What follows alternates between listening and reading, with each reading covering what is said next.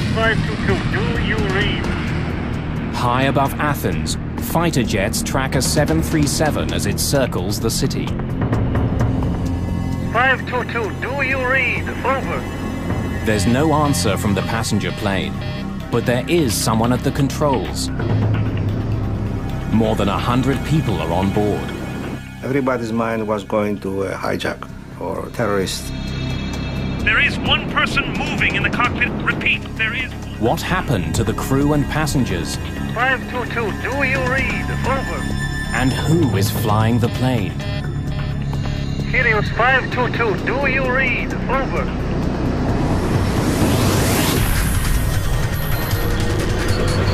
Mayday, Mayday.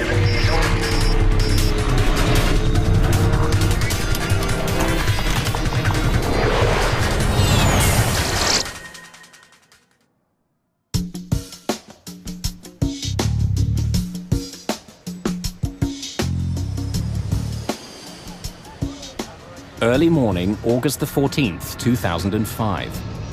The cabin crew of Helios Airways Flight 522 are preparing for their trip from the island of Cyprus to Athens, Greece. Sure is a beautiful day. Maybe I shouldn't have come in. Andreas Prodromou is 25. He isn't supposed to be working today, but he's taken the flight to spend some time with his girlfriend, who also works for Helios. It's the sort of day I'd like to be out flying. Oh, you will, Andreas. Prodromou is a flight attendant now, but he has bigger plans. One day, he wants to fly for Helios.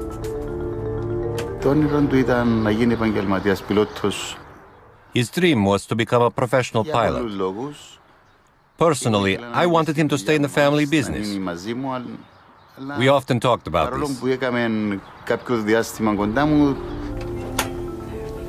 We've got company. Stay warm at the back. I will.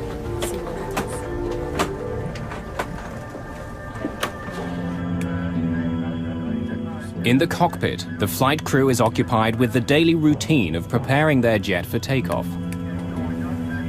Right today. Captain Hans Merten is an East German, a contract pilot hired by Helios for the busy holiday season. Are you almost through? Pardon? You almost done. Nearly.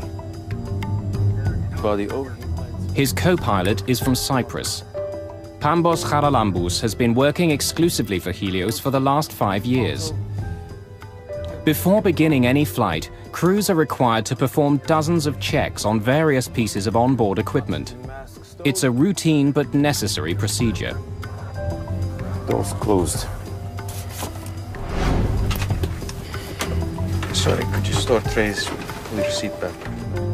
Helios is a charter airline with low-cost fares to Greece. It's a summer weekend and the plane is filled with families. In all, there are 115 passengers on the morning flight. If you need any more help, let me know. We're just about to take off. They are low fare, no frills. They don't even serve you refreshments during small sorts of flights. But they offer another possibility for the budget-minded traveler. Paros Dimitriou and Maria Rikou are traveling to the Greek island of Patros. They've just got engaged. They booked this holiday a month or more than a month ago. It was like a honeymoon for them. Flight attendants, please take your seats. Prepare, take off.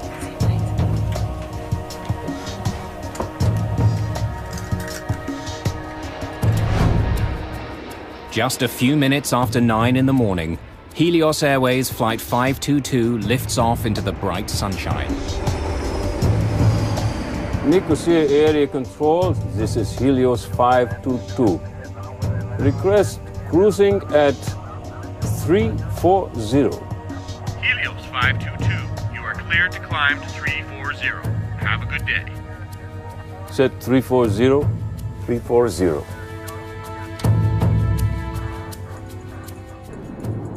Minutes into the flight, The plane is still climbing towards its cruising altitude.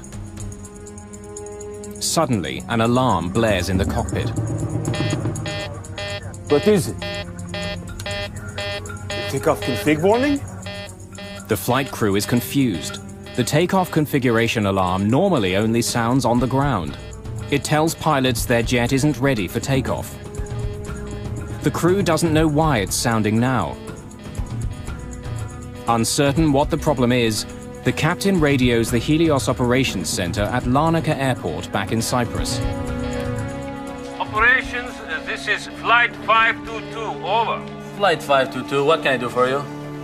We have a takeoff config warning on. Pardon? Our takeoff config warning is on. I'm sure it's nothing. I'll let you know when we level off. With the first alarm still beeping in the cockpit, things become even more confusing. Their master caution alarm goes off. It could indicate that some systems on board are overheating. We now have a master caution. I'll get you an engineer. 522, just a minute.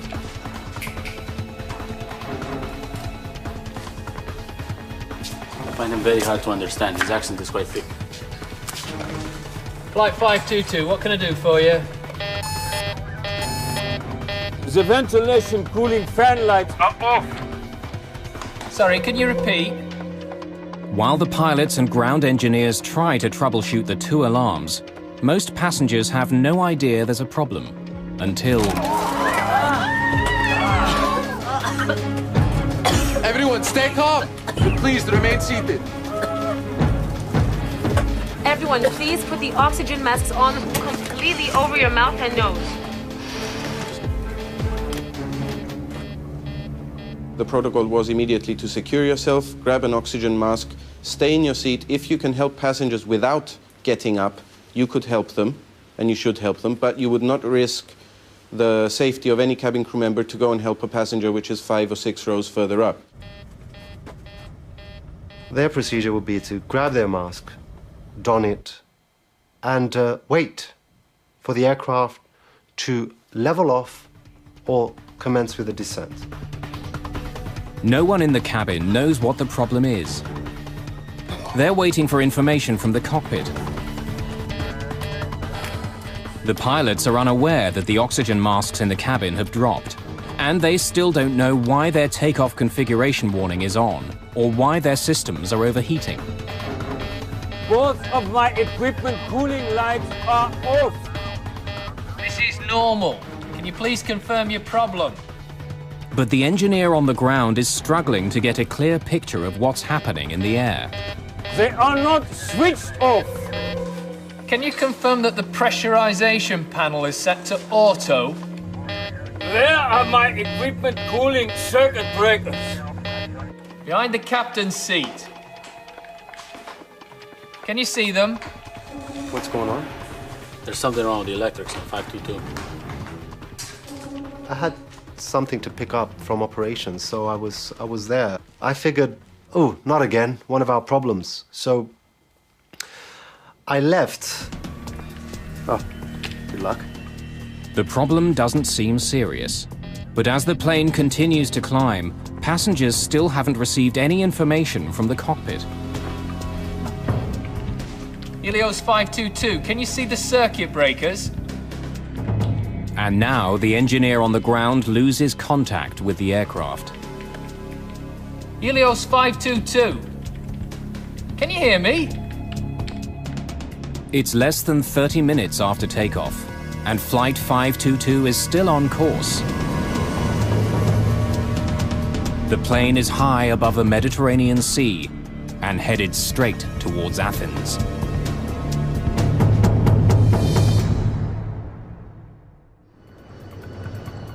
August the 14th, 2005. A Helios Airways 737 with 121 people on board is circling in the sky near Athens. Helios 522, can you hear me? Shortly after leaving the island of Cyprus, 2 different alarms had been triggered on the plane. The flight crew was trying to solve the problem with the help of ground engineers. But now radio contact with the plane has been lost.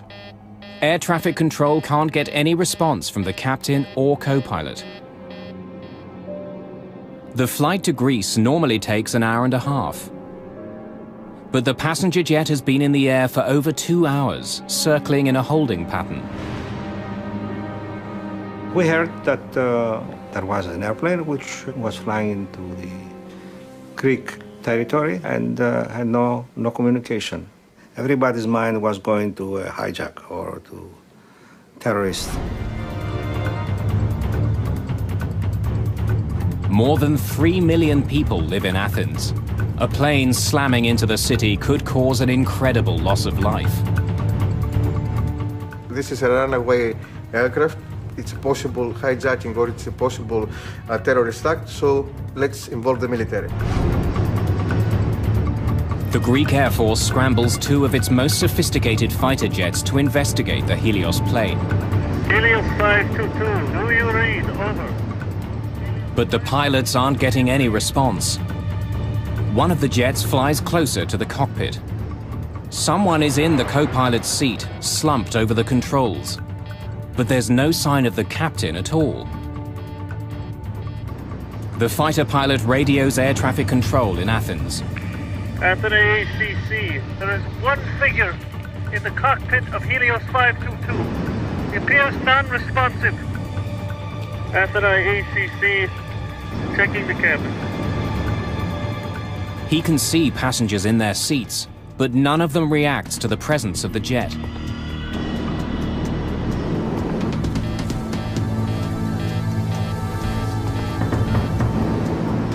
Then the pilot sees someone moving in the cockpit. Athens Control, there is one person moving in the cockpit of Helios 522. Repeat, there is one person inside the cockpit. Helios 522, do you read? Over? Helios 522, over. Flight HCY 522, this is Athene radar control. The F-16s continue shadowing the jet, but there's no response at all from the cockpit. One of them was actually in a shooting position behind the 737. The other one was nearby the cockpit and he was trying to communicate visually with the person in the cockpit.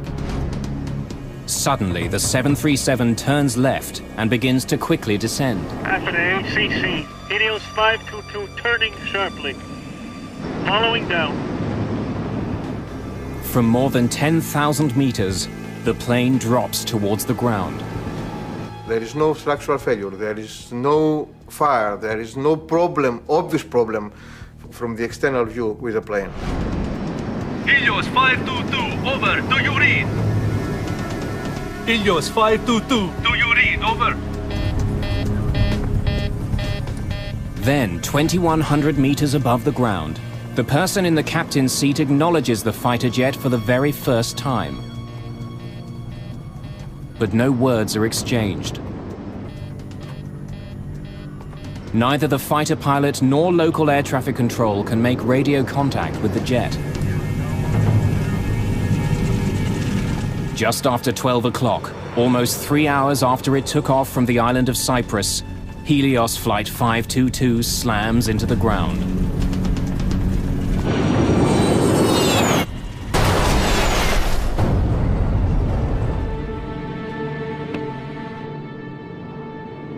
Athens ACC, Helios 522 is down. Repeat, Helios 522 is down on Grammatico Hill. Over. Fire and rescue workers rush to the crash site. There are no survivors. Flight attendant Lazaros Temetsian is stunned by what he hears at the company's operations center. It was the most chaotic scene I've ever seen. When I went back, our operations controller said that he'd lost the aircraft, and his eyes, he was starting to cry. Helios is a small company with just 3 jets. Members of the cabin crew have been working together for years. For Paul Simeonides, news of the crash is particularly terrifying. He's a flight attendant for the airline, and so is his fiancée. I think that must have been the worst 30 minutes of my life following that first image, because Victoria was flying that morning to Glasgow. I had everyone and his brother, every person we knew was calling me up to find out if I'm alive, if Victoria is alive, what happened, why it happened. At first we said it takes 1 hour and a half to go to Greece, so probably it's not that plane. And it took about 2 or 3 hours later to know that Paris and Maria was on the plane that crashed. Andreas Prodromu's father didn't know his son had been called to fill in on Flight 522. I was told that Helios aircraft was lost by radar, and air controllers couldn't contact it. I got worried. I called Andreas's phone. He always had it on, and unfortunately, he wouldn't answer. After that phone call, I felt as if the ground was pulled out from under my feet. It's the worst air crash in the history of Greece. Most of the 121 victims are from Cyprus. The small island nation declares 3 days of mourning following the crash. It's an eerie disaster. For over an hour, air traffic controllers watched the passenger jet fly in radio silence closer and closer to Athens, with no idea what was happening inside the jet. Now, piece by piece, investigators are trying to find out. So we climbed over the hill, and there we were, facing this situation, which was beyond any description. I saw a great area in front of me, which was burning. It was black. Burning, people spread, pieces of the airplane. It is a truly nightmarish sight. I hope that I never experience it again. It was terrible, just terrible. Investigators immediately start looking for the cause of the crash. In the early days, their efforts take a frustrating turn. They recover the box containing the cockpit voice recorder, but the recorder itself has been thrown clear. It was difficult for us because we first found the case of the CVR very badly damaged, and we could not find the machine itself. Investigators need to know what happened to the pilots. Without the cockpit voice recorder, they have little to go on. So keep looking. Let's hope we can find it.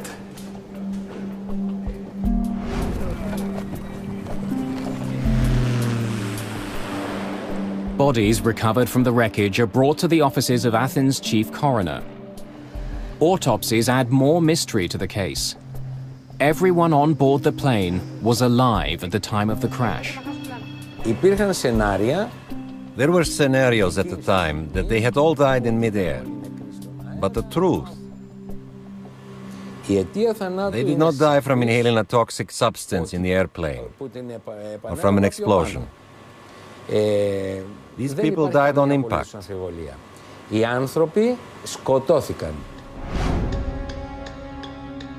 But if the passengers were alive the entire flight, why didn't the pilot of the fighter jet see any activity inside the cabin?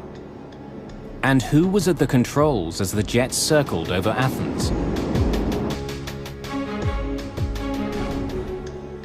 When investigators find tissue samples in the remains of the cockpit, they make a stunning discovery.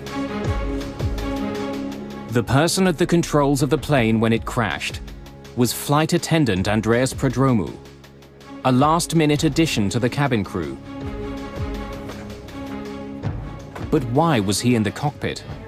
Was he trying to save the plane? Or did he deliberately fly it into the ground?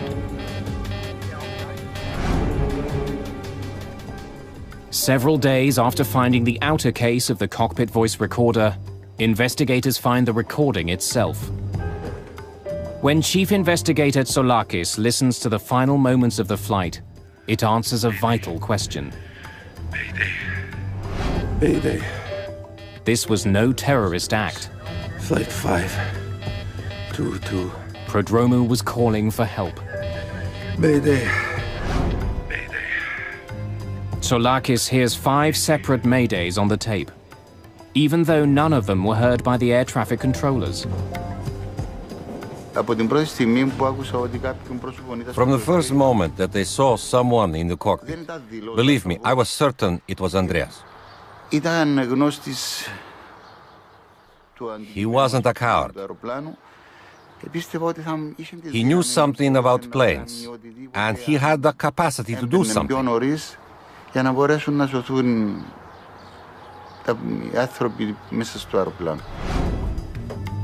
fact, Prodromou had his commercial pilot's license. It was the first step towards his goal of becoming a captain for Helios. It's the sort of day I'd like to be out flying. Oh, you will, Andreas. But all of his training wouldn't have helped save the jet. When he was seen at the controls, Flight 522 had been in the air for almost 3 hours. And the reason the Helios plane seemed to veer away from the F-16s following it was because its left engine was out of fuel. No matter what caused the alarms to sound, the ultimate reason for the crash was simple. The DFDR and the CVR gave us absolute proof that the plane ran out of fuel. And this was the cause of the crash. Scheduled as a 90-minute flight, the plane didn't have enough fuel to stay in the air for over 3 hours. But why had the plane flown so much longer than it was supposed to? Tsoulakis now knows who was in the cockpit of the plane and why it crashed. But to fully understand the mystery, he needs more information.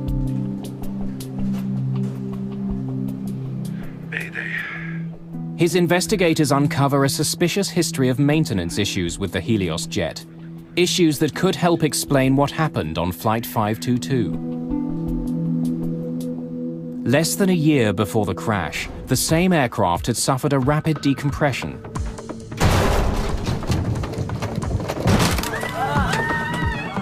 Lazaros Temetsian worked on that flight. I was in the back of the aircraft at the time. There was a loud metallic bang, a clanging sound, and the oxygen masks dropped in the cabin.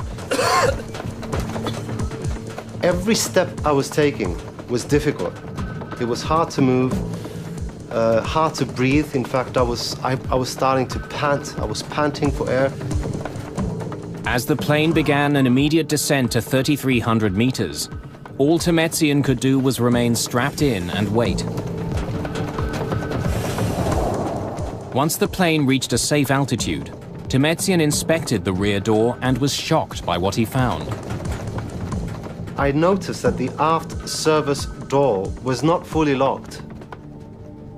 The hinges on the top and the bottom of the door were kind of displaced. I could pass my hand right through. There were no injuries, and the plane made an emergency landing, and the door was inspected. But this wasn't the only problem crews had with this plane. We would record faults in the cabin logbook constantly, and nothing would be done to rectify even these small little problems in the cabin. Engineers would take months to rectify even the slightest problem in the cabin. There were more recent problems as well. A Helios ground engineer tells Tsoulakis that on the very day of Flight 522, the 737 had another problem with its back door. When we checked the flight log for the trip, we saw that we'd have to do some unscheduled maintenance. The plane had arrived in Cyprus just after midnight on August the 14th. The cabin crew had heard loud banging noises and saw ice on the rear service door during the flight. It was scheduled to take off again just hours later. Soon after it landed, engineers began checking the problem. To make sure there's nothing wrong with the seal on the door, the engineers run a pressurization test. During normal flight, a plane's engines force air into the cabin. To ensure oxygen circulates during the trip, small valves in the rear allow some of it to leak out. A pressurized airplane essentially is sort of like a pressurized can. When we pressurize the airplane so that the people inside can survive the environment that the airplane likes to operate in. Switching digital pressure control unit from auto to manual. Without the jet's engines running, the engineer uses the plane's auxiliary power unit to force air into the aircraft, and the cabin is pressurized for several minutes. It's like looking for a leak in a tire. In this case, what you're having to do is pressurize the aircraft, use a barometer essentially to monitor the pressure inside, and look for leaks that way. But there's no indication any air is escaping through the back door. In this case, they felt that it was all right and they completed the test. The entire jet seems to be in good working order. After performing a series of additional routine maintenance procedures, the engineers signed off on their technical log. Investigators are faced with a dead end. Explain again how you tested the pressure. An explosive decompression could have explained the tragic events of Flight 522. If the oxygen had been suddenly sucked out of the jet, everyone on board could have been overcome. But not only did engineers check the problem, when the F-16s approached the plane near Athens, no damage was seen. There was no indication that the fuselage was punctured. Investigators are still struggling to solve the mystery.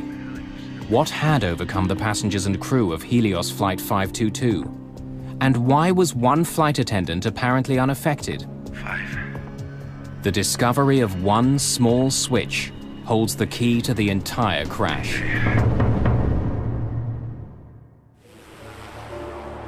The crash of Helios Flight 522 is one of the most mysterious air disasters ever. Helios 522, do you read? Over? All investigators know for sure is that shortly after takeoff, the crew stopped communicating with air traffic controllers. Helios 522, over. Then, after 2.5 hours in the air, one of the plane's flight attendants was seen at the controls. Eventually, the plane ran out of fuel and crashed, killing 121 people. But investigators are stumped. They still don't know what had happened to the plane's captain or the rest of the crew. Tell me about what happened the day of the flight. They concentrate on the conversation between the pilot and the Helios engineer shortly after takeoff. As the plane passed through 3,700 meters, an alarm sounded in the cockpit. Operations, this is Flight 522, over. Flight 522, what can I do for you? We have a takeoff config warning on. Pardon? Our takeoff config warning is on. Usually, the takeoff config warning is only triggered on the runway. But wreckage recovered at the crash site reveals no problems with the plane's flaps, landing gear, or anything else that could trigger the alarm. So why had it sounded? Chief Investigator Akrivos Tsolakis focuses on a small control panel found in the wreckage of the ravaged jet. Are you sure this is the way it was found? It hasn't been moved at all. We were lucky. Finding this panel, which had the switch on the manual position, was a major one. The P5 pressurization panel ensures that passengers have enough air to breathe, even at high altitudes. Normally, pressurization takes place automatically. As the jet climbs, its engines force air into the plane as they power it through the sky. But when the pressurization switch is set to manual, both the captain and co-pilot are responsible for maintaining the cabin atmosphere using a controller. So explain again how you tested the pressure. I went into the cockpit, I turned the pressurization switch to manual. Soulakis learns that during the early morning maintenance check on Helios 522, ground engineers had turned the P5 switch to manual. That allowed them to use the onboard generators to test the pressure seals on the plane's rear door without starting the engines. When the test was over, they didn't turn the switch back to automatic. The procedure of pressurizing the aircraft has to do with setting the pressurization system from auto to manual. They were supposed to return the selector to the auto position.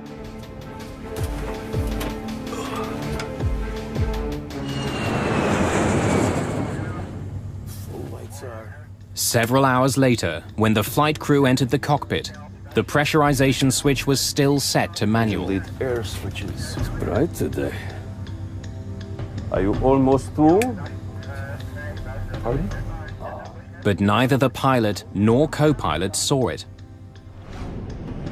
As a result, after takeoff, the cabin would not pressurize automatically. And the higher Flight 522 climbed, the thinner the atmosphere became. Not turning the switch back to automatic was a deadly, hidden danger. Are you sure this is the way it was found? It hasn't been moved at all. Soulakis believes this panel could be the key to the disaster. Leaving one switch on manual could have led to all the other problems the plane faced. To prove he's right, he takes an unusual step. 4 months after the disaster, he takes an Olympic Airlines 737 on the same route flown by the Helios jet. If he's right about what caused the crash, this plane should react exactly like the doomed airliner did. Are we ready to go? When there is a complicated accident like this, I think a reenactment should be performed. Of course, it's expensive to have a jetliner flying for 3 or 4 hours. But it is worthy if you have to come with some results which benefit to the overall investigation.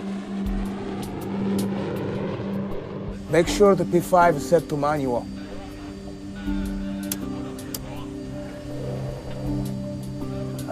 It's hard to see. In the cockpit, Soulakis has the crew turn the pressurization switch to manual. A green light indicates it's no longer on automatic. But in the bright glare of an early morning departure, the light is hard to see. As the reenactment flight climbs, oxygen is thinning quickly in the aircraft. The same thing happened on the Helios flight, triggering an alarm. What is it? The takeoff config warning? The alarm sounded, and that alarm was misinterpreted. Most of flight crew, they will never face an alarm with no pressurization in all their flight career because it's a rare event. Soulakis confirms that the alarm went off because of the dangerously low air pressure in the aircraft. But he also discovers that the sound itself is identical to the takeoff config warning. We have a takeoff config warning on. But even if the flight crew did misinterpret the first alarm, they still had another chance to determine what the real problem was. At almost 5,000 meters, the plane's master caution light flashed on and stayed on for almost a minute. We now have a master caution. But once again, the pilots misinterpreted the cause of the alarm. The master caution light can indicate that the plane's systems are overheating. But it can also tell pilots the oxygen masks are down. In this case, it was doing both at the same time. But since the crew didn't think they were having pressurization problems, they focused on the plane's cooling systems. The alarm about the non-cooling was a side effect of non-pressurization. Actually, it was not really that there was a high temperature inside the avionics bay, but it was the sensors that they were supposed to measure the temperature and the pressure in that area sensed that something was wrong. On the recreation flight, investigators monitor instruments recording the same events occurring on board their aircraft. At the same time, they also begin to feel the effects of the lack of oxygen. The first feelings you'd start to have were your ears would pop and you'd start feeling pressure in your sinuses. As you climb higher, you begin to feel almost giddy. It's almost like having a couple of drinks of alcohol. The dwindling oxygen levels could also help explain some of the crew's bizarre behavior. When the ground engineer asked about pressurization, can you confirm that the pressurization panel is set to auto? Captain Merton ignores the question and responds with one of his own. Where are my equipment cooling circuit breakers? You really don't notice it at first. It's amazing how subtle it can be in the early phases. They'd start feeling dizzy. They begin to lose the ability to think coherently. In a way, it traps you into the situation. You can't react to anything. Eventually, you're going to lose consciousness. Soulakis believes that the captain may have been checking on the circuit breakers behind his seat when he and the co-pilot finally ran out of air. And unlike in the cabin, the oxygen masks in the cockpit do not automatically deploy if the atmosphere begins to thin. Helios 522. Can you hear me? On the other side of the locked cockpit door, no one in the cabin would have known that the plane was now flying itself. Nor would they have realized that a limitation of the passenger oxygen system had sealed the fate of everyone in the cabin. Passenger masks are supplied by a chemical generator above their seats. But the generators only produce enough oxygen to last about 12 minutes. Well, the problem with the passenger masks is, for one thing, they're not designed to keep you oxygenated at a high altitude. What they're designed to do is give you enough oxygen so that you can survive until the pilots get the airplane down to a low altitude. In almost every event where we've had a decompression, that's been perfectly adequate. For those who did put their masks on, they would have remained conscious for several minutes until their oxygen ran out. Then they too would have passed out. Once you get up to 34,000 feet, you're talking useful consciousness of 30 to 60 seconds. Most of the people, once the hypoxia begins to cause them to lose consciousness, they're just going to go to sleep. Without a flight crew, Helios 522 would have continued to Athens on autopilot. When the crew didn't take control, the autopilot would have put the jet in a holding pattern as it flew over the airport.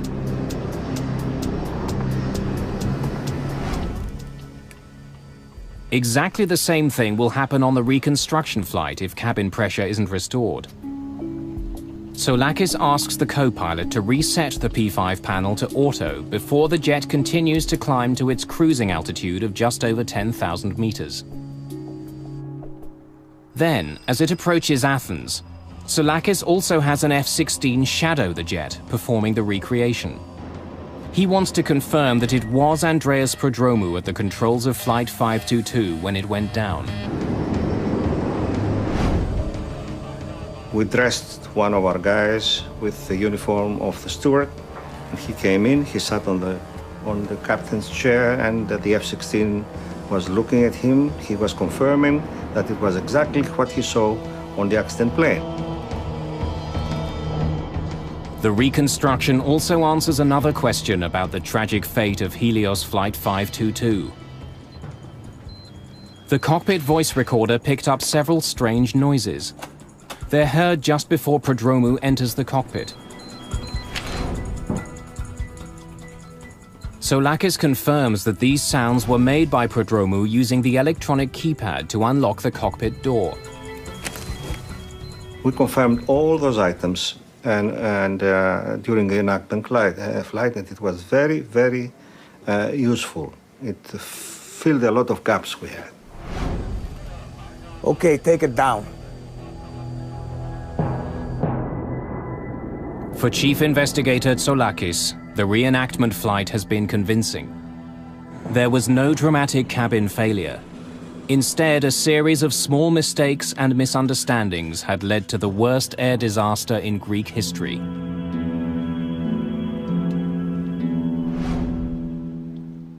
"15 months after the crash, Greek authorities released the official report on Helios Airways Flight 522. But mysteries remain. What was happening in the cabin while the doomed airplane flew towards Athens? And why was Andreas Prodromou the only one conscious at the very end?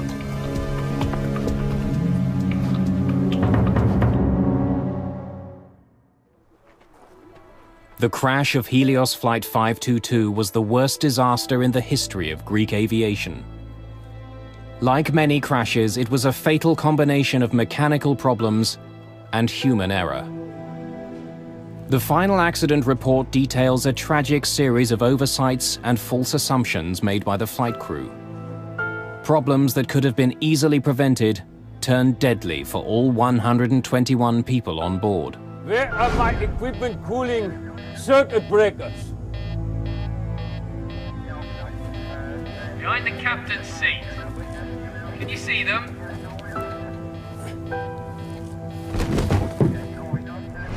But what the final report does not do is explain what happened in the cabin of the plane. What actions did the flight attendants take? And why was Andreas Prodromou still conscious after almost 3 hours? Mayday. Interviews with Helios safety instructors and crew members paint a tragic picture of what may have occurred. Everyone, please put your masks on. We're not sure what the trouble is, but remain calm and please remain seated. Prodromou was sitting at the back of the cabin. When the oxygen masks fell, he would have waited for instructions from the cockpit. The flight attendants sitting at the front of the plane would have done the same, but none of them would have waited forever. We made it an issue at Helios to emphasize that cabin crew should not entirely depend on their procedures, but to think on their feet and to adapt to any impending situation. In most depressurizations, the plane descends quickly. But as minutes passed on the Helios flight, the plane continued to climb. Unsure of what was going on, Prodromou would have tried to contact the flight crew. Captain Merton. But he gets no response. Can you give us an update, please? Captain Merton. With no word from the cockpit, he would have soon realized that this was not a typical depressurization. When there was no call out from the cockpit and the aircraft didn't start an emergency descent, there was absolutely no protocol. They would be winging it. By now, Prodromou must have felt that something was terribly wrong. But to find out what the problem was, he had to leave his seat. The oxygen available on the 737 is, of course, the dropout oxygen. 10% of those masks are available for the crew in case of a depressurization incident. There are extra masks per every seat row. Taking advantage of the extra passenger masks, he could have made his way to the front of the plane, a process cabin crew called monkey swinging. But if more than 12 minutes had passed, his girlfriend and the other flight attendant may have still been in their seats, and like the passengers, overcome by hypoxia. But Prodromou was a scuba diver and a former soldier in the Cypriot Special Forces. His training may have helped him to stay alert a little longer. Andreas was not a coward. He was a brave person. Fearless, brave and very calm. But to survive after the passenger oxygen system stopped working, he needed another solution. The 737 had 4 portable oxygen bottles. Each one could last more than an hour. All 4 bottles were found at the crash site. 3 of them appeared to have been used. While the F-16 pilot saw Prodromou in the cockpit just before the crash, it may not have been the first time he had gone in. As he did at the end of the flight, he could have used the security code to unlock the door earlier.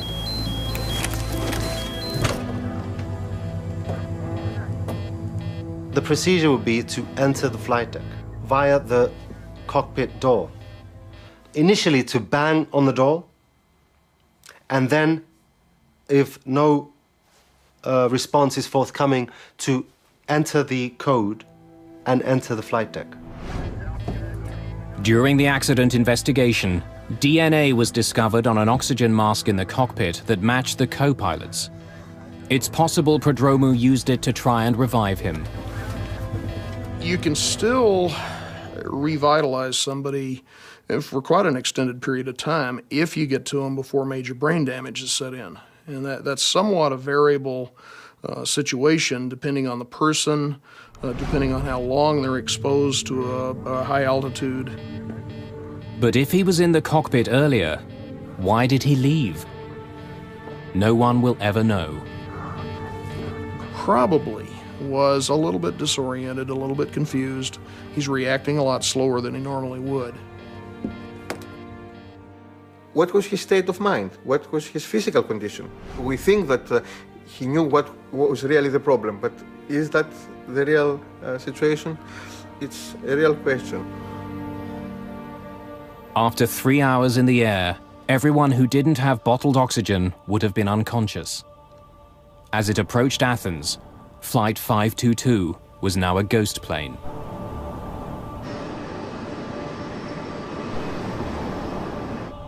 Most of the victims, they probably still had heartbeats when the airplane crashed, but almost certainly were in an irreversible coma.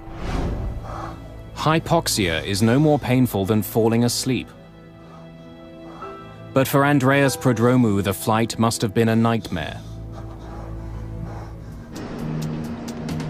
As the F-16s roared to meet the jet, and with his oxygen running out, he must have known that he too was almost out of time.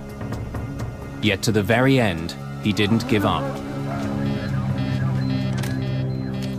Prodromou made one last attempt to save the plane.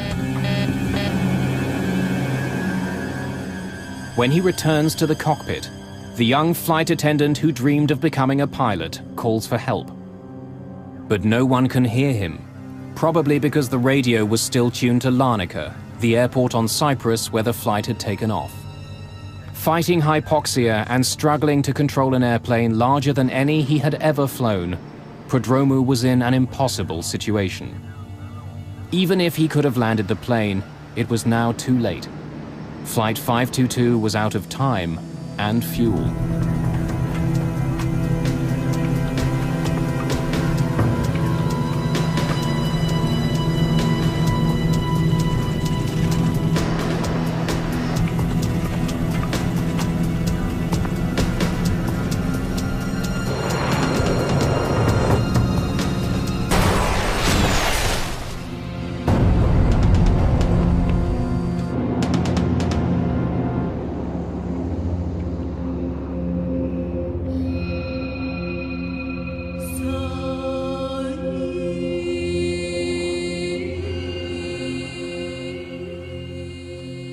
There are pictures of Andreas in Cyprus, in the cemetery where he and his girlfriend Charis are buried side by side. As his father, my son is in front of me. Wherever I go, he's always there.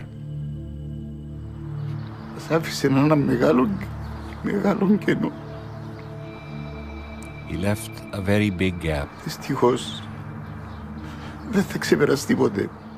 We will never get over it.